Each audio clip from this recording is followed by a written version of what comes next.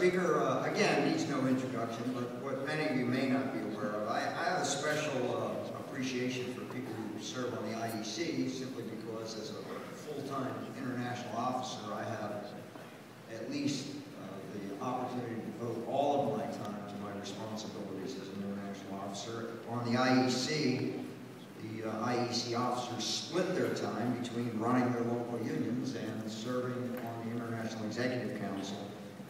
They juggle a lot of balls, and sometimes when things aren't going well in the local union and they have some tough contracts to negotiate and they have to be in two places at one time, it becomes very, very difficult to fulfill their responsibilities on the IEC. So again, I must remind people that these are active business managers that serve on the IEC, and our next speaker is certainly no exception. Joe is the business manager of Local 1158 here in New Jersey.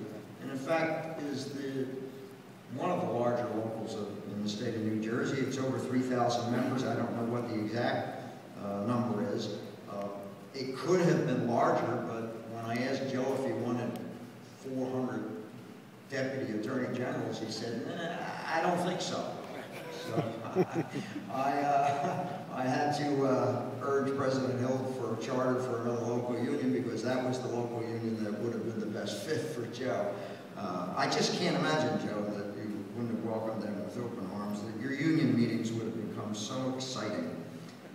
But Joe also represents a great deal of public employees here in New Jersey, and he suffered the pains of the change of administration. Chris Christie isn't exactly the public employees union's best friends here in New Jersey, so his job has become somewhat difficult. But without getting into any detail, I can tell you that he's maneuvering that field of landmines rather well. He does it quietly and behind the scenes. He has no spotlight on him, he has no camera on him, but I see it, and I know the job that he does as the business manager of 1158, and I know how hard he works at it. And he's my partner here on the international staff as far as the international officers are concerned, and we consult frequently, and I'm glad to have him as a partner. Please welcome